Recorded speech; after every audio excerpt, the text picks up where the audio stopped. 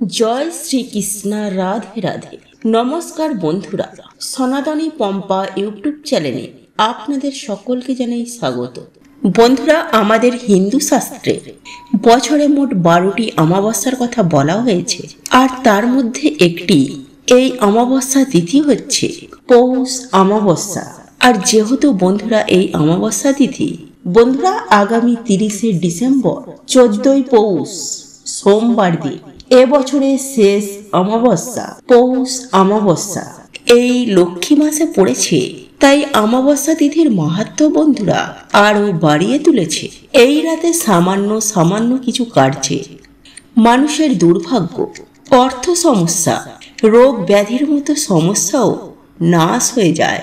শাস্ত্রে বলছে যে এই সোমবার দিন অমাবস্যা তিথি পড়ায় এই অমাবস্যা তিথি পুণ্যধামে পরিণত হয়। তাই এই রাতে বন্ধুরা আপনারা কিন্তু বাড়িতে তুলসী পুজো, সন্ধ্যা প্রদীপ, ভগবানের নাম কীর্তন করতে একদম ভুলবেন না।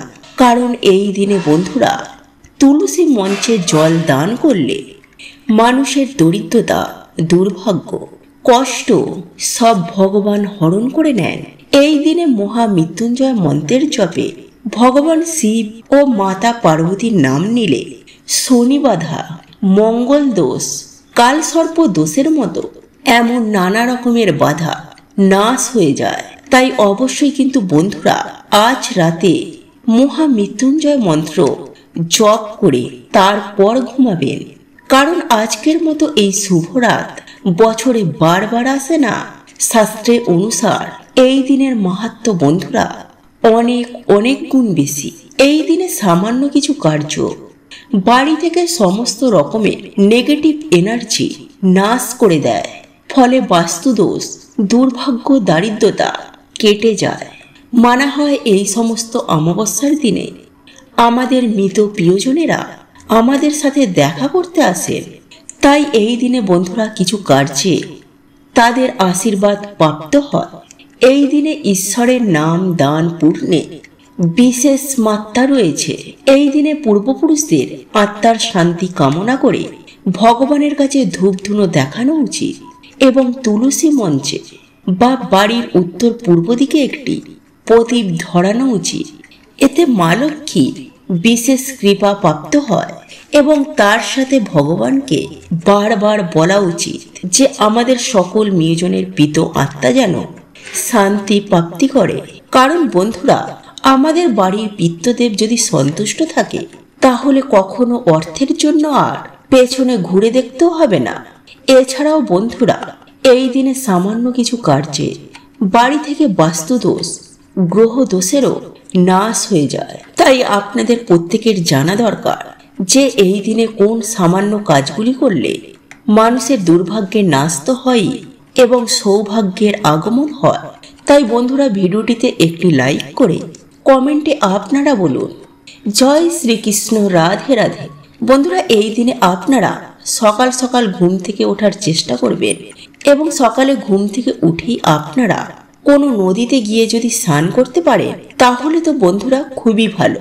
কারণ বন্ধুরা এই দিনে নদীতে স্নান করলে বহু দেবী দেবতার আগমন হয়, যার ফলে সেই জল স্পর্শ করাতেই মানুষের দুর্ভাগ্যের নাশ হয়ে যায়।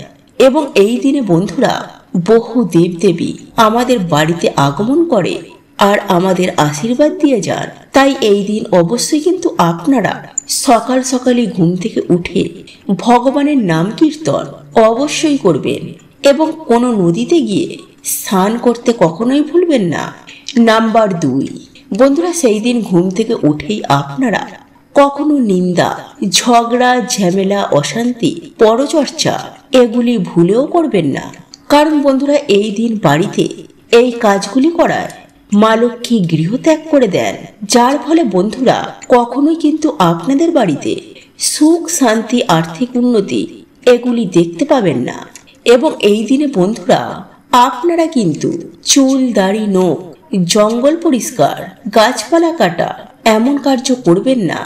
নাম্বার 3, বন্ধুরা এই দিনে যদি আপনাদের বাড়িতে কোনো অসহায় ব্যক্তি যদি কোনো চাইতে আসে তাহলে তাকে অবশ্যই আপনাদের সামর্থ্য অনুযায়ী তাকে সাহায্য করতে ভুলবেন না।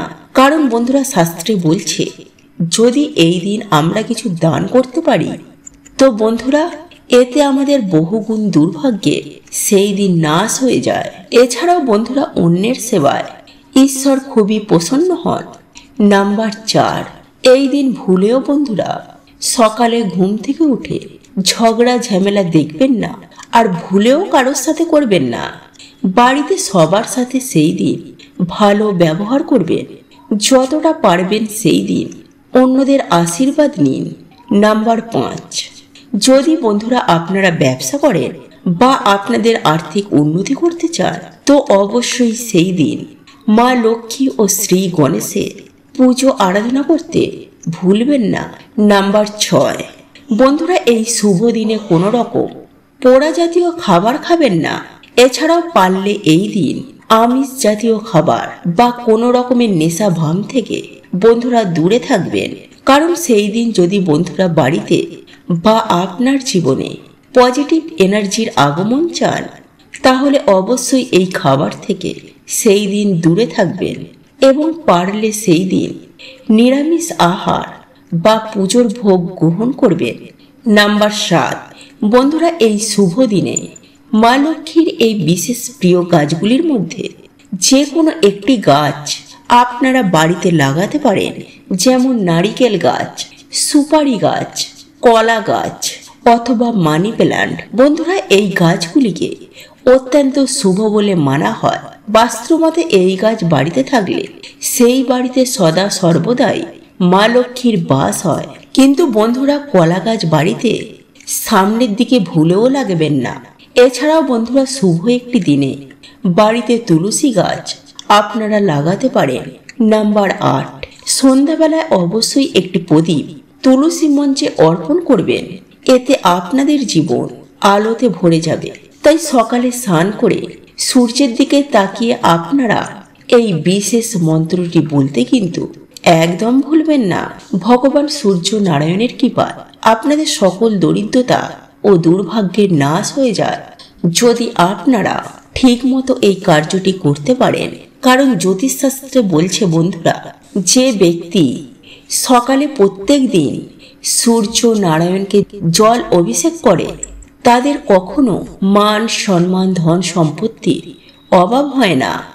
এবং বিশেষ কিছু রবিবারে সূর্য নারায়ণ দেবকে জল অর্পণ করে এই বিশেষ মন্ত্রটি যদি বলা যায় তাহলে মানুষের দুর্ভাগ্য দারিদ্রতা সাথে সাথেই নাশ হয়ে যাবে এবং শত্রু নিজে থেকে এসে মানুষের পায়ে পড়ে এবং চাকরি ব্যবসা যে কোনো কাজেতেই সফলতা প্রাপ্ত হয়।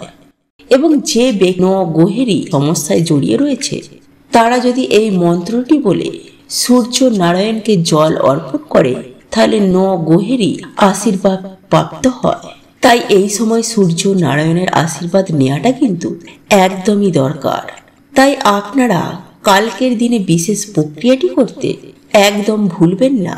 এবং যারা পারবেন তারা অবশ্যই নতুন বছর আসার আগে অবধি প্রত্যেক দিন সূর্যদেবকে জল অর্পণ করে এই মন্ত্রটি অবশ্যই বলুন। এতে বন্ধুরা আপনারা নিজেরাই দেখবেন যে কি চমৎকারটাই আপনাদের সাথে ঘটেছে।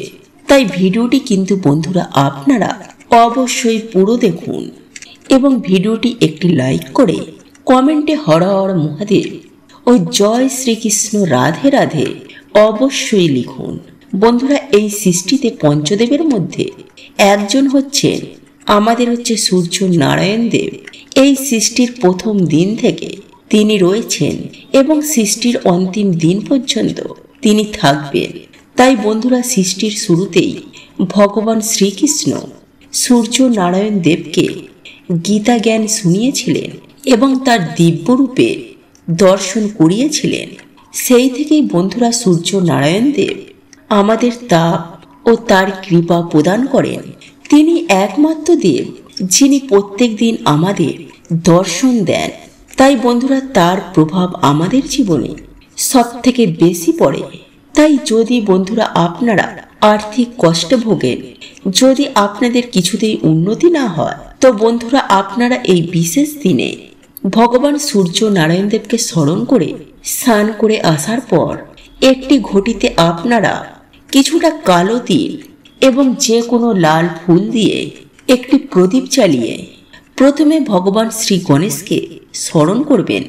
তারপর ভগবান বিষ্ণুকে স্মরণ করে আপনারা একটি আসনে বসে সামনে সেই ঘটিটি রেখে আপনারা 108 বার বা 11 বার সূর্য নারায়ণ দেবের এই মন্ত্রটি জপ করবেন। আর সেই মন্ত্রটি হলো বন্ধুরা, ওং আদিত্য ভিদময়ে দিবাকরে ধীমহি তন্ন সূর্য প্রচোদয়া। বন্ধুরা, এইভাবে এই মন্ত্রটি পাঠ করার পর আপনারা সূর্যদেবকে এই অর্ঘ্যটি নিবেদন করবেন। মানে সেই ঘটির জলটি আপনারা পূর্ব দিকে মুখ করে ভগবান সূর্য নারায়ণ দেবকে স্মরণ করে আপনাদের মনের বাসনা বলে ভগবানকে প্রণাম করে আপনারা এই জলটি অর্পণ করবেন। কিন্তু বন্ধুরা, এই জলের এক ফোঁটাও এসে আপনাদের পায়ে না পড়ে, এই সামান্য জিনিসটি বন্ধুরা আপনারা খেয়াল রাখবেন। বন্ধুরা, এই দিনে ভগবান শিব ও ভগবান বিষ্ণুর পুজো আরাধনায় এক বিশেষ ফল প্রাপ্তি হয়। তাই এই দিনে বন্ধুরা আপনারা অবশ্যই ভগবান শিব ও ভগবান বিষ্ণুর মন্ত্র জপ করতে একদম ভুলবেন না। তাই পারলে আপনারা আজকের রাতে মহামৃত্যুঞ্জয় মন্ত্র ও মহামন্ত্র অবশ্যই জপ করুন। নাম্বার 2, বন্ধুরা, লবণ আমাদের জীবনে একটি গুরুত্বপূর্ণ উপকরণ। খাবারে লবণ না হলে সেই খাবারের গুণমাত্রা একদমই কমে যায়। কারণ বন্ধুরা, সায়েন্স বলছে যে কোনো মানুষ লবণ ছাড়া বেশি দিন বাঁচতে পারে না। এছাড়াও জ্যোতিষশাস্ত্র অনুসার আমাদের স্পিরিচুয়াল জগতেও কিন্তু লবণের এক বিশেষ ভূমিকা রয়েছে। লবণ নেগেটিভ এনার্জিদের শোষণ করে নেয়। তাই এর জন্য বন্ধুরা বলা হয় যে কোনো শত্রুর বাড়ি থেকে বা কোনো পাপী ব্যক্তির বাড়ি থেকে লবণ কখনো নিতে নেই। এমনকি কারোর কাছ থেকে কখনো লবণ দান হিসাবে নিতে নেই। এছাড়াও বন্ধুরা, লবণের মাধ্যমে নবগ্রহকে শান্ত করা যায়। ফলে সেই ব্যক্তির জীবনে আবার সুখ শান্তির মুখ দেখে ও মান সম্মান জীবনে প্রাপ্তি করে। তাই জ্যোতিষশাস্ত্রে লবণের ব্যাপারে কিছু বিশেষ উপায়ের কথা বলা হয়েছে, যা করে আপনারা আপনাদের দুর্ভাগ্যকে সৌভাগ্যে পরিণত করতে পারবেন। বন্ধুরা, হঠাৎ করে যদি আপনারা দেখেন যে আপনাদের বাড়ি থেকে সুখ শান্তি চলে যাচ্ছে, তো আপনারা কি করবেন? একটি কাঁচের গ্লাস নিয়ে তাতে জল ও লবণ মিশিয়ে আপনাদের বাড়ির দক্ষিণ পূর্ব দিকে সেটিকে রেখে দিন। পারলে আপনারা সেই গ্লাসের পেছনে একটি লাল রঙের আলো জ্বালিয়ে দিন এবং যখন সেই গ্লাসের জল ধীরে ধীরে শুকিয়ে যাবে, তখন আপনারা গ্লাসটি ধুয়ে আবার এই প্রক্রিয়াটি করুন। কিছু দিনের মধ্যেই বন্ধুরা এই জল আপনাদের বাড়ি থেকে সমস্ত নেগেটিভ এনার্জিতে শোষণ করে নেবে। ফলে আবার সুখ শান্তি আপনাদের বাড়িতে ফিরে আসবে। এছাড়াও বন্ধুরা, আপনারা রাতে ঘুমানোর আগে 1 চামচ লবণ আপনাদের মাথার ওপর থেকে 7 বার অ্যান্টি ক্লক ওয়াইজ ঘুরিয়ে আপনারা বাড়ির বাইরে গিয়ে সেটিকে ফেলে দিন। এইভাবে বন্ধুরা আপনারা 3 থেকে 4 দিন করুন। এছাড়াও রাতে ঘুমানোর আগে আপনারা 1 চামচ লবণ জলে মিশিয়ে ভালো করে হাত পা ধুয়ে তারপর ঘুমান। দেখবেন রাতে ভালো করে ঘুম হয়েছে এবং রাহু কেতুর অশুভ প্রভাব আপনাদের জীবনে পড়বে না। এছাড়াও যদি বন্ধুরা আপনাদের জীবনে কিছুতেই ঝগড়া ঝামেলা অশান্তি এগুলি কাটছে না, তাহলে বন্ধুরা আপনারা কি করবেন? কিছুটা সিন্ধুক লবণ একটি কাঁচের পাত্রের মধ্যে রেখে আপনাদের বাথরুমে রেখে দিন, অথবা একটি লাল কাপড়ের মধ্যে বেঁধে এই লবণ আপনারা আপনাদের মেন দরজার উপরে টাঙিয়ে দিন। দেখবেন কিছুদিনের মধ্যেই আপনারা আপনাদের বাড়িতে আবার সুখ শান্তি ফিরে এসেছে। কিন্তু বন্ধুরা, এই লবণ আপনারা সপ্তাহে সপ্তাহে চেঞ্জ করতে একদম ভুলবেন না। জয় শ্রীকৃষ্ণ, রাধে রাধে। বন্ধুরা, আজকের এই ভিডিওটি যদি আপনাদের পছন্দ হয়ে থাকে তাহলে ভিডিওটি লাইক করুন, কমেন্ট করুন এবং বন্ধুদের সাথে শেয়ার অবশ্যই করুন। মনে রাখবেন, আপনার একটি শেয়ার অনেক মানুষকে উপকৃত করতে পারে। আপনি যদি সনাতনী পম্পা ইউটিউব চ্যানেলে এখনো পর্যন্ত নতুন হয়ে থাকেন তাহলে চ্যানেলটি অবশ্যই সাবস্ক্রাইব করবেন এবং পাশে থাকা নোটিফিকেশন বেল আইকনটি ক্লিক করবেন এইরূপ নিত্য নতুন ভিডিও সবার আগে দেখার জন্য। ঈশ্বর আপনার মঙ্গল করুন। আপনি সুস্থ থাকুন, ভালো থাকুন।